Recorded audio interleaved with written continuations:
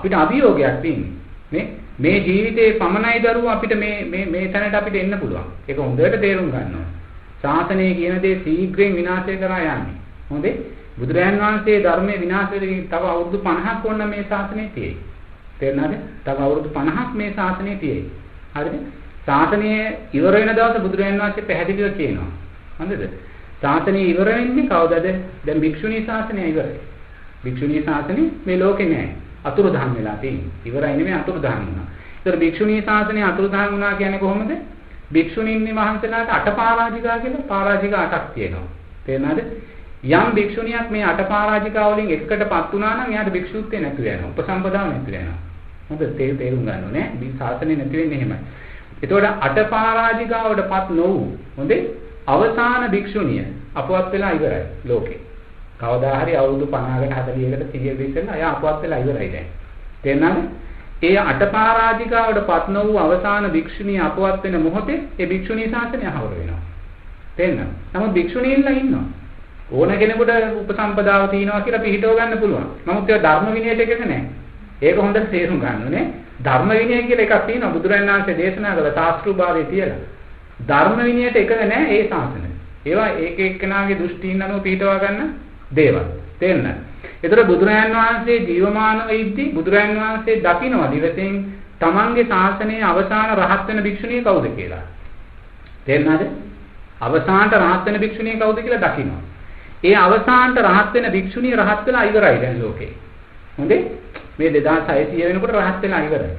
ඒ අවසාන භික්ෂුණිය අරිහත් භාවයට පත් වුණාට පස්සේ තමයි භික්ෂුණී ශාසනය අර විදිහට අහවර වෙලා යන්නේ. තේරුණාද? අදකට නෑ භික්ෂුණී ශාසනය ධර්ම විනය අනුව නෑ. තේරෙනවද? ඒ පිහිටවාගත්ත ශාසනයක් තියෙනවා. අර දඹුල්ලේ නායක ස්වාමීන් වහන්සේ උන්වහන්සේගේ තනි කැමැත්තෙන් පිහිටවාගත්ත ශාසනයක් තියෙනවා. නමුත් ඒක ධර්ම විනයට එකක නෑ. තේරෙනවද? දැන් මටත් ඕන පිහිටවන්න පුළුවන්. නමුත් ධර්ම විනයට එකක නෑ. තේරෙනවද? ඒක තෙරුවන් කරේ අතල සද්ධාවට ආපු කෙනෙක් කවදාකවත් පිහිටවන්නේ නැහැ. මොකද මේ ධර්මයට ද්‍රෝහිකමක් කරන්නේ. බුදුරජාණන් වහන්සේ එපා කියලා දෙන දේක් මේ කරන්නේ. තේරෙනවද? ඒතකොට දැන් එහෙම ඒ අරිහත් භාවයට ඒ අටපාරාජිකාවට පත් නොවු භික්ෂුණිය දැන් අපවත් වුණාට පස්සේ ශාසනය ඉවරයි. නමුත් භික්ෂුණීන්ලා ඉන්නවා. භික්ෂුණී ආරාම තියෙනවා. ඒවා ලෝකේ තියෙනවා. අන්න ඒ වගේ දරුවෝ භික්ෂුන් වහන්සේලාට සතර පාරාජිකාවක් තියෙනවා. පාරාජිකා 4ක්. ඒ පාරාජිකා 4ට භික්ෂුවක්පත් වුණොත් 4න් එකකට එයාට භික්ෂූත්වයක් නැතු වෙනවා. උපසම්පදාවක් නැතු වෙනවා. තේරුණාද? ඒ පාරාජිකා 4 තමයි පළවෙනි පාරාජිකාව තමයි මනුස්ස ඝාතනය. සතෙක් නෙමෙයි මනුෂ්‍යෙක්ම ඝාතනය වෙන්න ඕනේ. මනුෂ්‍යෙක් වගේ මේක ගර්භාෂයේ දරුවෙක් ඉන්නවා කෙනෙක්ගේ. ඒතර හාමුදුරුවෝ බෙහෙතක් කියනවා ඒ දරුවා නැති කරගන්න. අපි කියමු කෙනෙක් කියනවා මේ හාමුදුරුවෝ අහන ප්‍රශ්නය මට දරුවෙක්. ඒතකොට එයා බෙහෙත කියද්දි මෙයා පාරාජිකා වෙලා. ඒතකොට මිනිමරුමක්ම කරන්න ඕනේ නැහැ. ඒ පාරාජිකා වෙලා. ඒතකොට මේ මනුෂ්‍ය ඝාතනයේ පළවෙනි කාරණේ දෙවෙනි කාරණේ කාමයේ වර්ධව හැසිරීම. ඒතකොට ස්ත්‍රියක් සමගම කාමයේ වර්ධව හැසිරෙන්න ඕනේ. එහෙම වුණොත් තමයි පාරාජිකාව බවට පත් වෙන්නේ. තවත් හේතු දෙක තුනක් කියන ඒවා කියන්න ඕගලන්ට සුදුසු නෑ. එතන මේ දෙවෙනි කාරණේ, තුන්වෙනි කාරණේ හොරකමක්. මොනියම දැන් මෙතන තියෙන මේක මම හොරෙන් ගත්තොත් මම පාරාජිකා වෙලා. මට භික්ෂූත්වයක් නෑ, උපසම්පදාවක් නෑ, ධර්ම විනය දෙක අනුව ධර්ම විනය දෙක අනුව තමයි ඒවා ගැලපෙන්නේ. හරිද? මේක හතරවෙනි කාරණේ තමයි නැති උත්තරීතර මනුෂ්‍ය ධර්ම පෙන්වනවා. ඒ කියන්නේ මම සීලය රකින්නේ නැහැ. නමුත් මම ලෝකයට සීල් රකින්නවා කියලා පෙන්නනවා.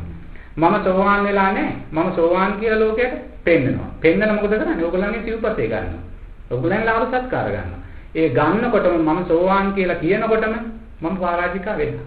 එතකොට මට භික්ෂූත්වයක් නැහැ, උපසම්පදාවක් නැහැ. ඒක තමයි සතර පාරාජිකා කියන්නේ. එතකොට දරුවෝ මේ සතර පාරාජිකාවටපත් නොවු අවසාන භික්ෂුව යම් දවසක අපවත් වෙනවද? එදාට මේ ශාසනය හවර වෙලා යනවා. තාම එහෙම වෙලා නැහැ. තාම ඉන්නවා සතර පාරාජිකා ආරක්ෂා කරගත් අප්‍රමාණ භික්ෂුන්. ඒ නිසා ශාසනය තාම තියෙනවා. ඒතකොට මේ අවසාන භික්ෂුව අනාගතයේ දවසක අපවත් වෙනවද? අවසාන භික්ෂුව ලංකාවේ නෙමෙයි ඔය තායිලන්තේ ඒ වගේ කොහේ රටවල අවසාන භික්ෂුව අපවත් වෙන දාට දාන ශාසනය ආවරයි. ශාසනය ඉවරුණත් දරුවෝ ශාසනයේ අර්ථයයි ආවර වෙන්නේ. ඒක හොඳට තේරුම් ගන්න ඕනේ. අතුරුදහන් වුණා. නමුත් පන්සල් තියෙනවා. ආරණ්‍ය තියෙනවා. හාමුදුරුවෝ ඉන්නවා. ඔබලා දන් දෙනවා. බුදුරජාණන් වහන්සේ කියනවා ඔබලා අනාගතයේදී පවතිනා උපදී ඇතිවෙනා වූ කාසාය කන්ටකටත් දන් දෙනවා. කාසාය කන්ටකට දෙන දානෙත් මහත්ඵලයි මහානිසංසයි කියලා බුදුරජාණන් වහන්සේ කියනවා. නමුත් එයා සංඝයාට උපසම්පදාවට අදාළ අයිති නැහැ. ශාසනය ආවරයි. නමුත් ශාසනයේ නාමයෙන් අර ඉස්සරහට යනවා. නමුත් ඒ යන ශාසනය තුල දරුවෝ කවදාකවත් චතුරාර්ය සත්‍ය ගැන කතා කරන්නේ නැහැ. ඒක තේරුම් ගන්න. ඒකයි ශාසනය නෑ කියන්නේ. ශාසනය නෑ කියන්නේ ඒකයි. චතුරාර්ය සත්‍ය කතා කරන්නේ නැහැ. ආර්ය අෂ්ටාංගික මාර්ග කතා කරන්නේ නැහැ. සතර සතිපට්ඨාන කතා කරන්නේ නැහැ. පටිච්චසමුප්පාද කතා කරන්නේ නැහැ. සප්තබොධ්‍යංග වෙන කතා කරන්නේ නැහැ. පංච උපාදානස්කන්ධය කතා කරන්නේ නැහැ. මොකද්ද කතා කරන්නේ? ලෝකයේ සැපයි. මේ සැප විඳින්න.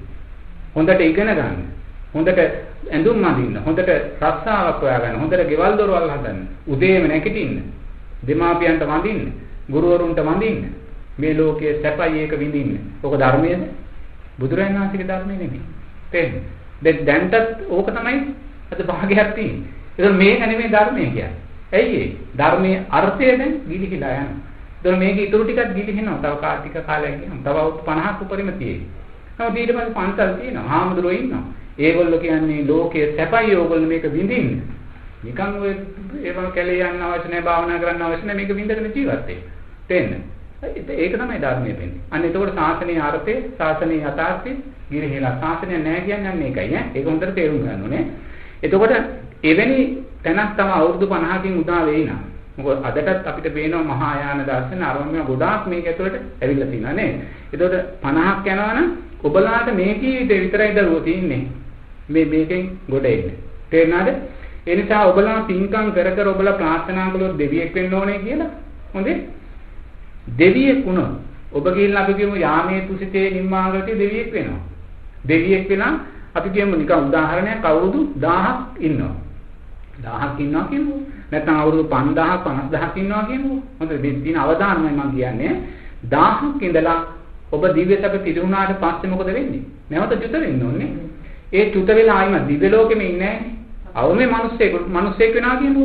නමුත් ඔබ දිව්‍ය ලෝකෙන් චුත වෙලා දරුවෝ තව අවුරුදු 100ක් දිව්‍ය ලෝකේ ඉඳලා ඔබ දිව්‍ය ලෝකෙන් චුත වුණොත් ඔබ මනුස්ස ලෝකෙට බහින්න ඕනේ එක්ක ක්‍රිස්තියානි අම්මා කෙනෙක්ගේ මව් කුසකට එක්ක මුස්ලිම් අම්මා කෙනෙක්ගේ මව් කුසකට එක්ක හින්දු අම්මා කෙනෙක්ගේ මව් කුසකට බෞද්ධ අම්මා කෙනෙක් තාත්තා කෙනෙක් ලෝකෙ නැහැ. හොඳට තේරුම් ගන්න යන්නේ අවදාන. බෞද්ධ අම්මා කෙනෙක් තාත්තා කෙනෙක් මේ ලෝකේ නැහැ. තේරෙනවද?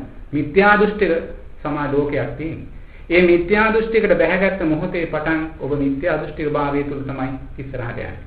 තේරෙනවද? ඒ නිසා දෙවියෙක් වෙලා වැඩක් නැහැ. නැවත මිනිසෙක් වෙලාත් වැඩක් නැහැ. බුදුරජාණන් වහන්සේ දේශනා කරන්නේ මාර්ගඵලලාභී දෙවියෙක් වෙන්න, මාර්ගඵලලාභී මිනිසෙක් වෙන්න. එතනින් පමණයි ඔබලාට මෙතනින් ගැලවිල්ල තියෙන්නේ.